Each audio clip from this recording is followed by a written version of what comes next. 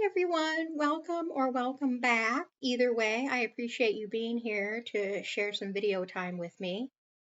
I will be doing an update very soon, but today's video is just going to be a Q&A. A little while back, I put out a call for questions and I got some responses, so sorry if the computer's shaking. Anyway, I got some responses, so I've got some questions and some answers for you. So let's just jump right in, okay? Excuse me. I'm going to refer to my notes throughout. So, okay. The first question was, what is one thing you wish you knew before starting? They wrote Manjaro, but Zepbound, interchangeable. Now, there's not really anything that I find I wish I knew before starting, because I had done a ton of research, watched a ton of TikToks, a ton of YouTube videos. So I already knew keep your fiber up because constipation could be a thing. You can expect diarrhea. Keep your protein up. Make sure you're keeping your water up. Progress may be slow.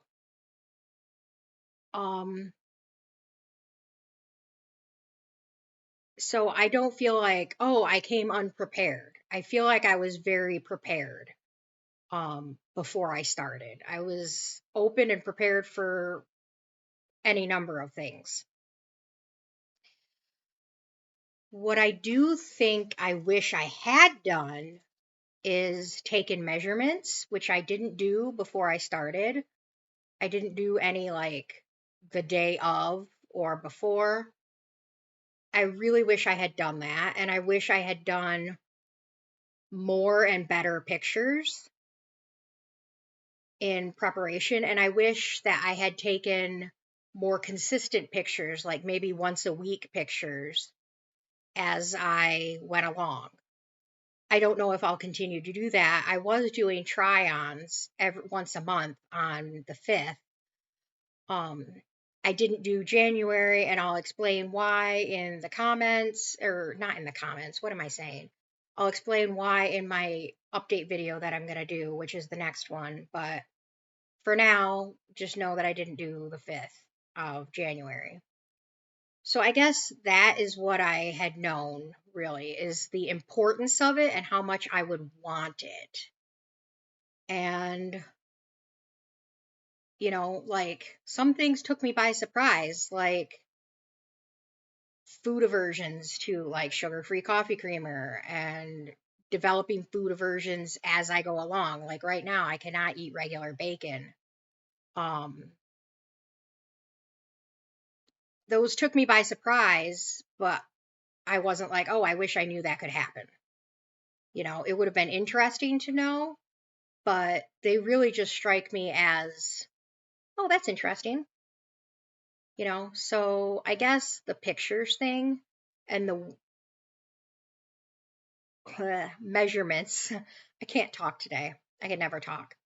The measurements, I think that's what I wish I had done.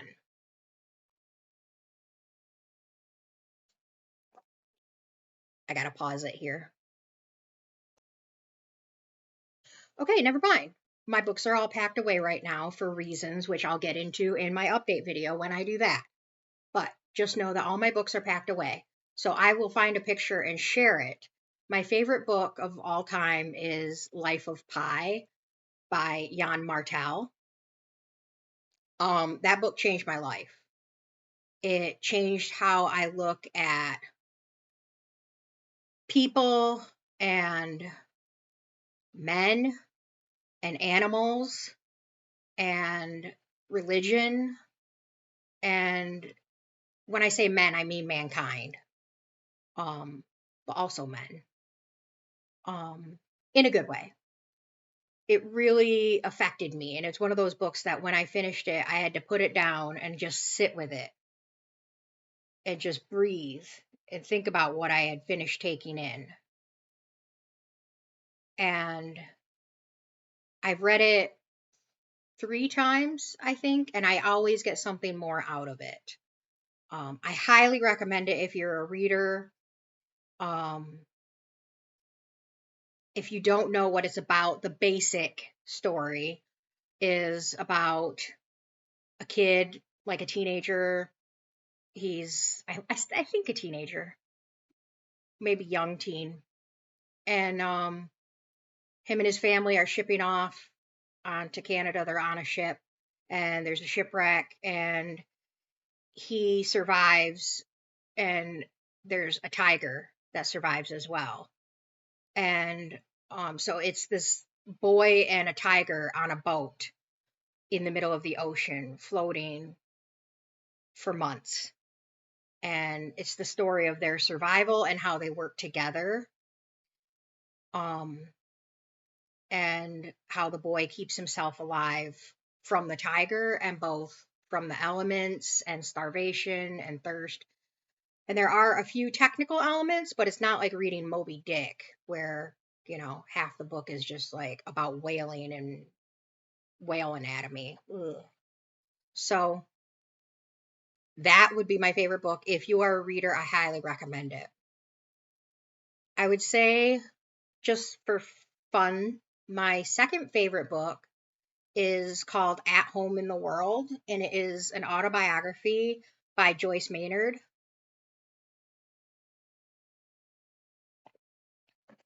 And the reason I love that particular autobiography is it touches on feminism a lot in very different ways. How feminism can be staying at home and being a homemaker and a wife and a mother. How feminism can mean sticking up for yourself and the things the body is capable of and what you can survive. And it's not like this lecture book. It's not like The Feminine Mystique. It's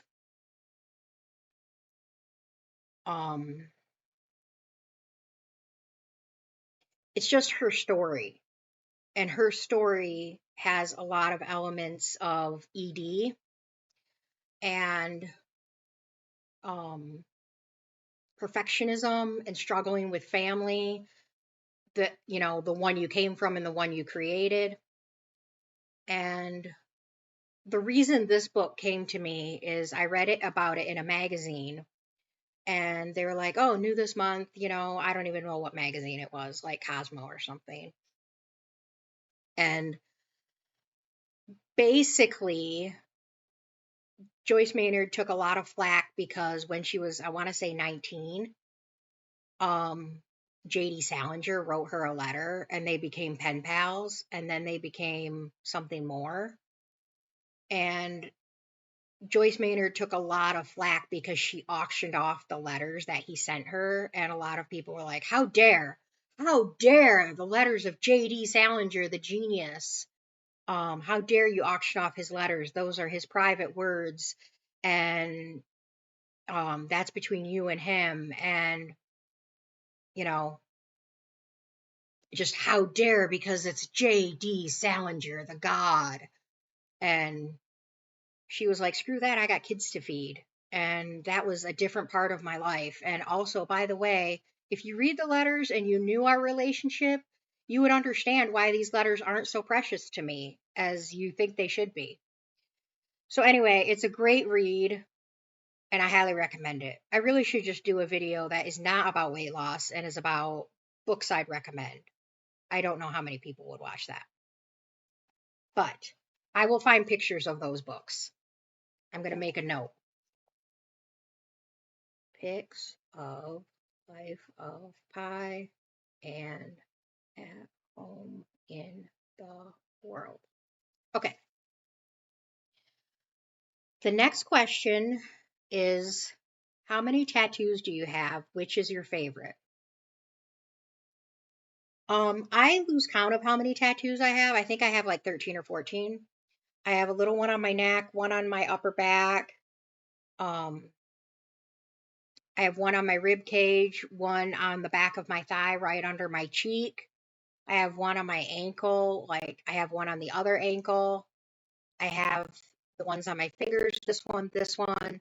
I have the two snakes. I have these stars, which were done two separate ways, and I plan to get a cover up for. I feel like I'm missing some, but at any rate, I think I have about 13. My favorite tattoo is this one. If you can't read it, it says not yet. This is a close runner up. We'll start with this one. I got these two on the same day. This is something I drew because everybody's like, what is it? And one person was like, is that a lament configuration? I was like, no. It's a maze with no exit. And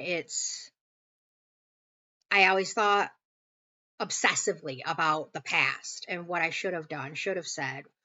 And in certain instances, like what was wrong with me, everything I did wrong. And I would obsessively like what I did wrong, that embarrassing moment, and all the way back to like things in kindergarten, that like, dude, you've been graduated from high school for 20 years and you're still like embarrassed about kindergarten moments and you're still obsessing over them. And I would have real trouble with it. And I thought about the idea of like an animal testing mouse just dropped into a maze that has no exit, just running around, going over the same area, not getting anywhere. There's no cheese, just running over the same old ground, and there's no exit.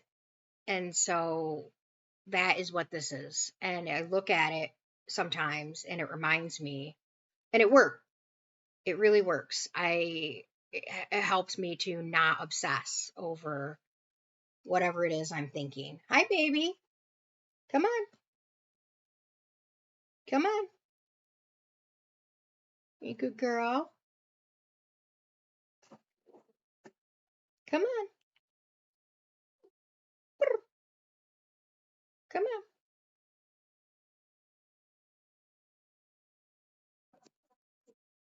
Want mama's help?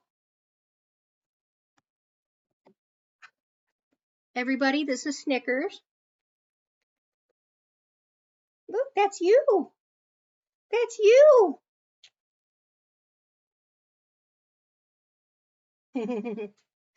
My baby doll. So that is the second one. My most favorite, again, I said, is the not yet.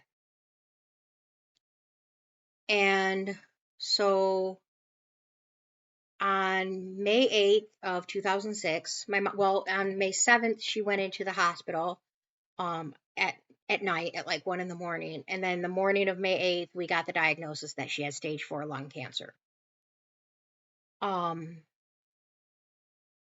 We went for 7 weeks and she deteriorated very quickly. And the chemo made it worse, I believe. My opinion.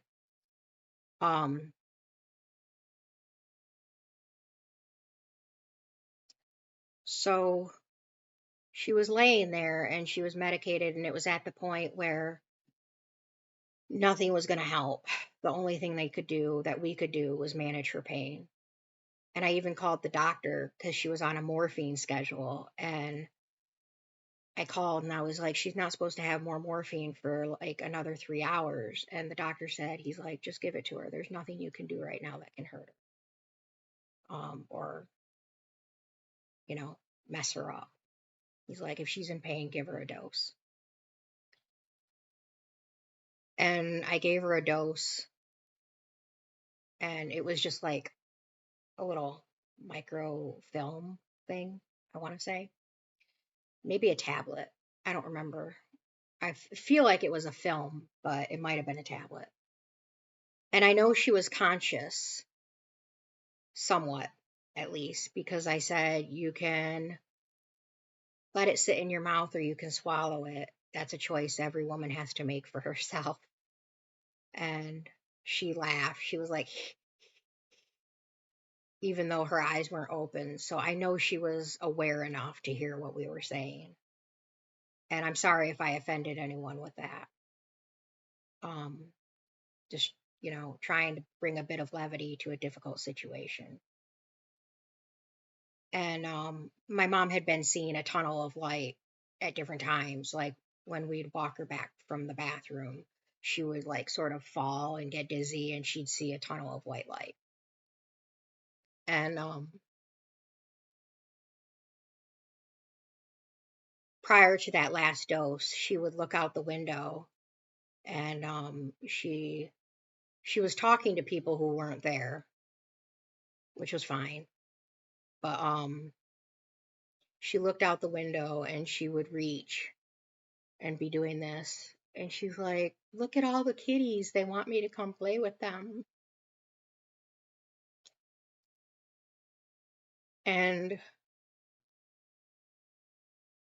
she's like, "It's so bright." And she's like, "The sun is so bright and the kitties want me to come play."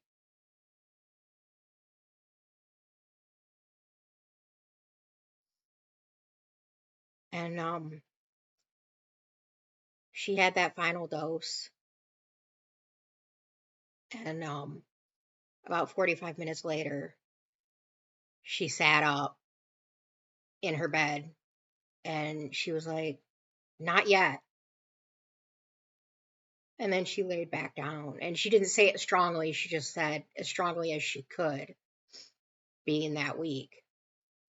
And she was just like, "Not yet." And she laid back down. And she lasted another 45 minutes before she passed away. And we were all holding her hand.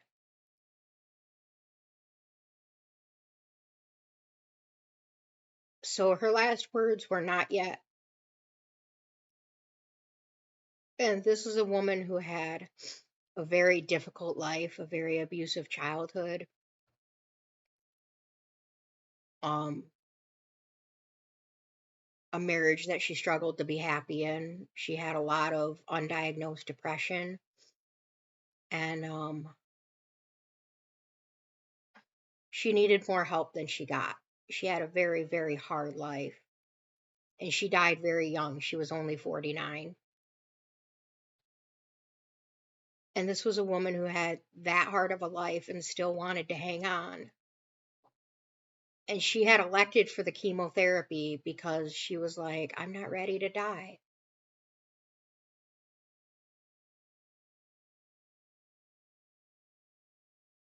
And that has really stuck with me, that she fought so hard. And unfortunately, the chemo made it worse, and I think it shortened her life. But she tried. She elected to do it because she wanted to hang on. She wanted to keep fighting. That's why she took radiation when we found out it had metastasized into her brain, which was May 9th. And she only lasted 7 weeks from there. She died on July 1st.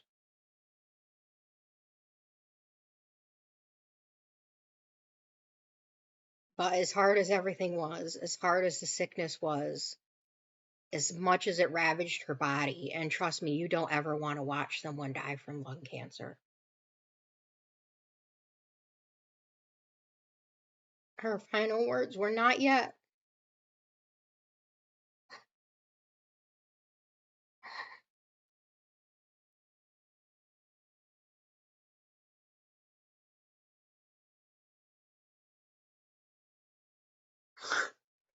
Sorry. I didn't expect to cry about this. I mean, it was '06. It's been a long time. It's not like this is fresh. But I miss her every day. And certain times of the year, pretty much October through December, are exceptionally hard.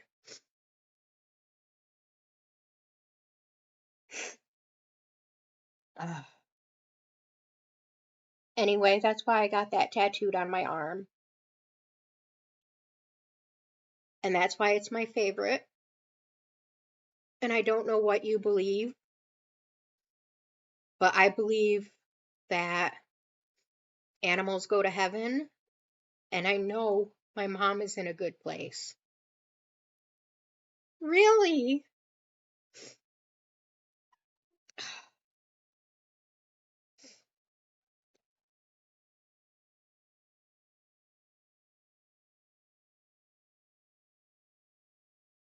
Gather myself here. Sorry. Oh, I'm really sorry. Okay. So the next question is, how is life with only one lung? Well, I have my left lung and like this much of my right lung.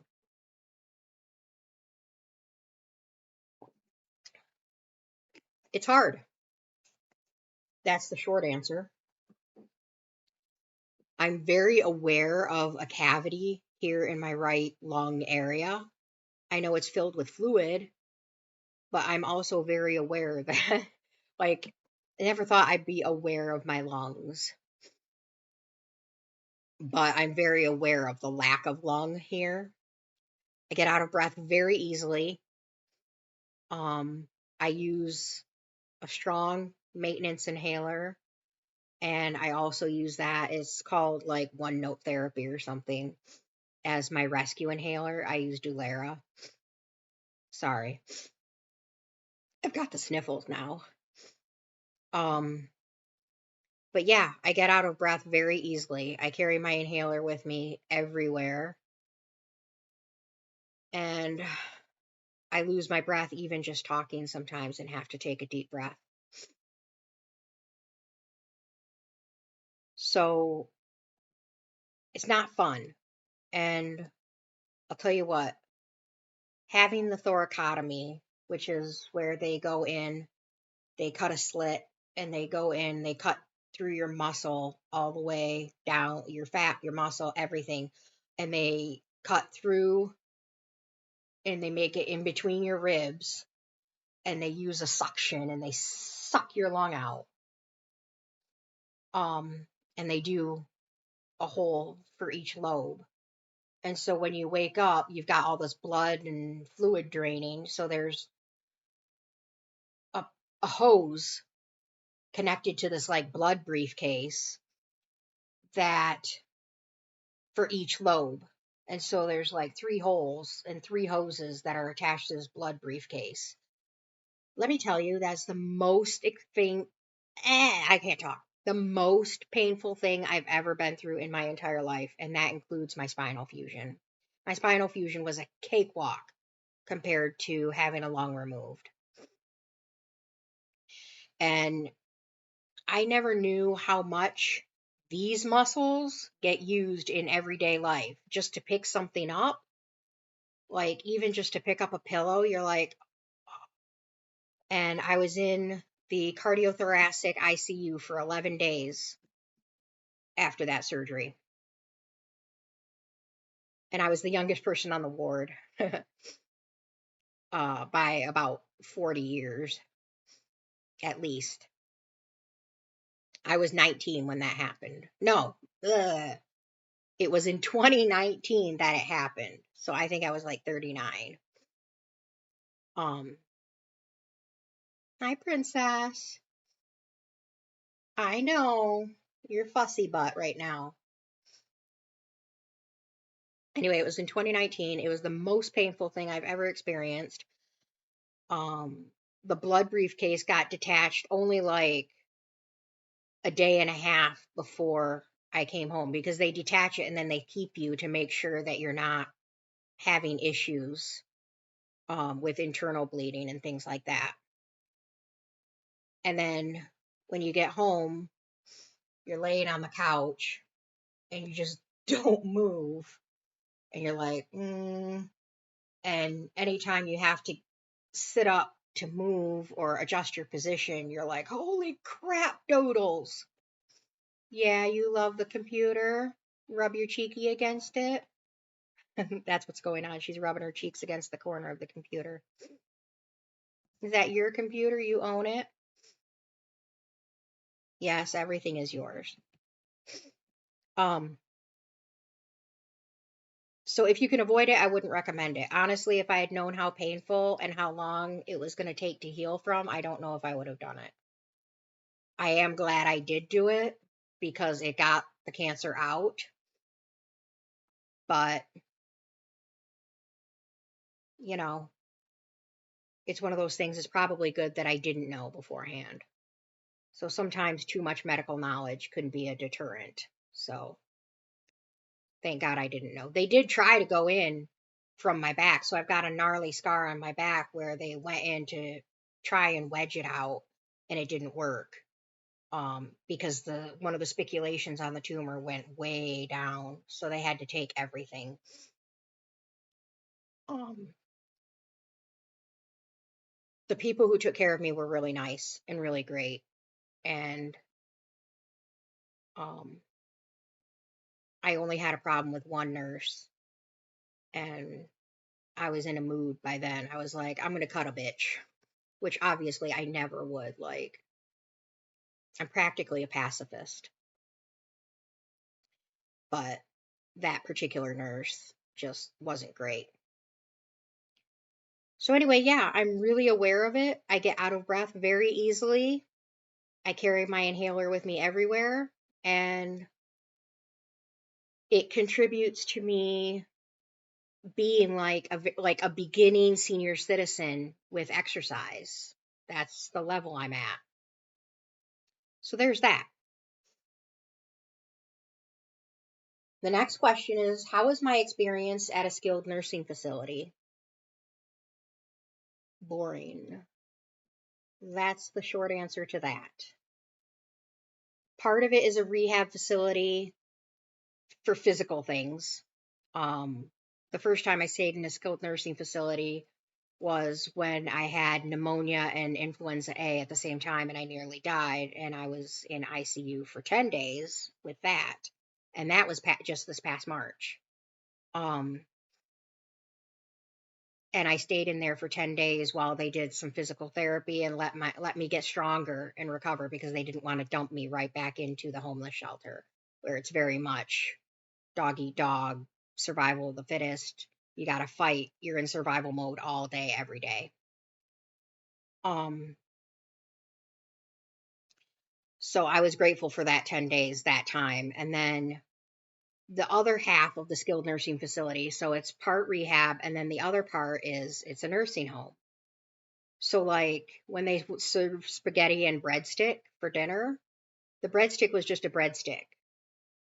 There was nothing to it. There was no garlic, no Parmesan, no salt, because so many people, residents, had high blood pressure or were on, what are those things called? Blood thinners. You can't have garlic, you can't have salt. So it was just literally a breadstick. So the food was boring. There were occasional foods that were interesting and good.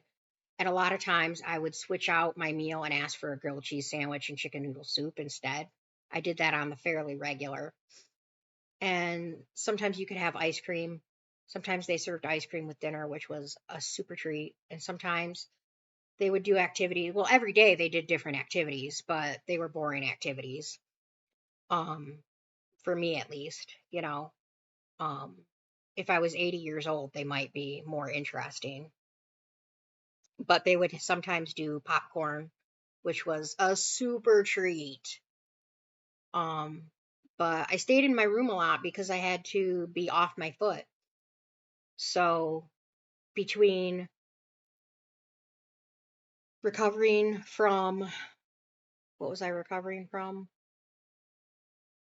Oh my God, from foot surgery, being off my foot. Oh, the PICC line.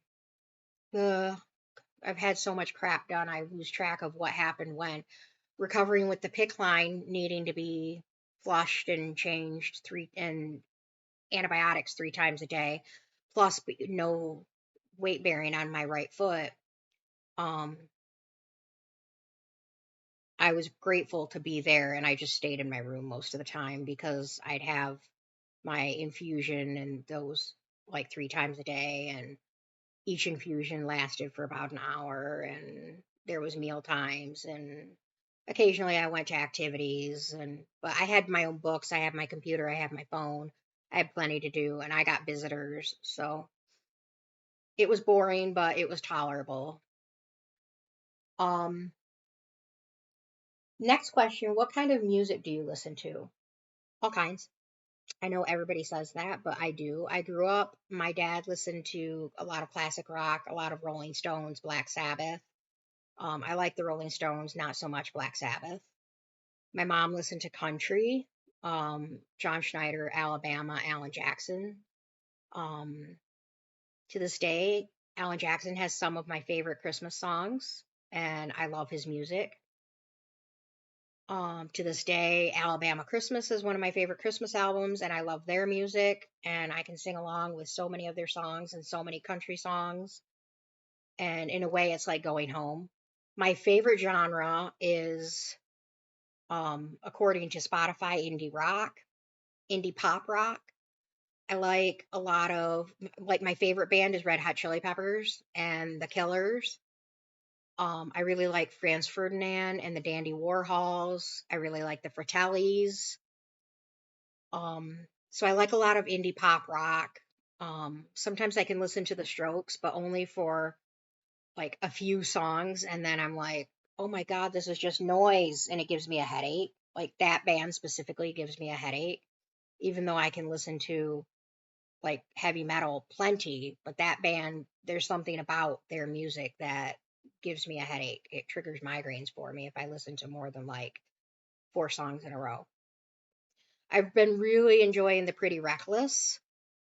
Um, so all kinds, but mainly I'm going to listen to something old school like No Doubt or The Killers. I enjoy listening to old Christina Aguilera, the 90s rock. Whenever I have an MRI, they're like, what kind of music do you want to listen to? And I'm like, 90s rock. So I listen to a lot of rock and pop and indie stuff, and I don't listen to a lot of super current stuff. I see quizzes and they're like, smash or pass. And I'm like, I don't even know who that person is. Is that an actor? Is that a athlete? Is that a musician? I'm getting to that age where I'm like, I don't know who it is and I don't care. I'll just stick with my stuff from 1996. The last question is, what's life like post divorce? It's great. Um, Now at first it was terrible before the divorce had happened. Our relationship was very acrimonious, and I don't even want to get into how bad it was between us. But post divorce, post things settling down, I am on friendly terms with my ex, and I live alone with my cat, which is fantastic. I decorate my apartment according to how I want. I don't have a ton of Star Wars and baseball memorabilia sitting around, which I don't really mind, but sometimes you're like, do you really need to collect a Burger King plastic cup that has to do with Star Wars? Like, is that really necessary? Like, we don't need to collect that. So I like having my own collections, books and notebooks and other things. Um, there's a lot of freedom. I like pretty much being on my own schedule and feeding myself and not having to cook for another person. Um, there are times when I'm very lonely and I wish I had someone to cuddle with, or I wish I had someone to just go to the store and buy chicken soup for me. So being entirely self-reliant can be frustrating sometimes, but I do have a really good support system. And before I got a car, my ex was really helpful. He was willing to take me to the store once a week so I could get groceries and not have to carry all my groceries on the bus. Because especially with um, my spinal fusion and my hands being weak and tremors, and just trying to carry everything on the bus. You know, can't carry a bag of cat food, a thing of litter, and you're like 7 bags of groceries plus a milk, you know. So that was very helpful and I appreciate that. So I've had a good support system, and I definitely think that whatever else happens, my ex and I definitely get along a lot better with each of us having our own space. I don't believe that he and I mean, I don't want to say never ever, but I don't believe that he and I will ever live together again, unless maybe if we're in the same nursing home. Um, we each need our space. Um, you know, when we can separate from each other and we're not around each other constantly, that's when we're able to get along best. You know, if he calls me because he's got a problem or he's upset about something, we can talk for 20 minutes and then click, then it's not my problem after that. Which is great. And I'm sure he feels the same way when I'm being pathetic and crying about something or, you know, complaining about a problem I'm having, you know. So, yeah, it's good. It's all around, it's good. It was hard getting there, it was hard getting through. I never thought I would get a divorce, I never planned on it. If it's something you're considering, you can email me and we can talk about it. I'll put my email up on the screen. I've seen people doing that lately, and I don't know why I never thought of it. But, you know, it's something that a lot of thought has to go into because it is a huge change of life. And it was a pain in the ass to change my name. I know a lot of people just don't change their name. Like a friend of mine, she didn't change her name because she was just like, I don't want to go through all the trouble of doing it. And my kid's last name will be the same as mine now. I don't need to have a difference. And I know one of my friends, she just went back to her maiden name. Um, but I went to a completely different name for reasons. So I didn't go to my maiden name. I didn't keep my married name. I went to a completely different, altogether new last name, um, which to me helped my process mentally. So sorry this video is so long. I don't normally do videos this long. I hope you made it here. Um, You know, I appreciate you guys sticking around. I appreciate everyone who watches these videos. I appreciate everyone who has checked in on me and been like, dude, where are you? Are you okay? Um, I appreciate everyone who gives a like and subscribes. So if you do enjoy this video, if you did enjoy it, watching me break down talking about my mom, hit the like button, please. And I look forward to your comments. Um, So I wouldn't be surprised if you had to watch this video in 2 parts because it is a long one. So anyway, everyone stay warm out there. We're in a polar vortex. The real feel here in northern Michigan is currently negative 23 degrees. So I am staying inside today. And yeah, I will try to get out my update video within the next 10 days. So I'm starting to feel better in a lot of ways. So that's that. I will speak to you all later. Have a great day.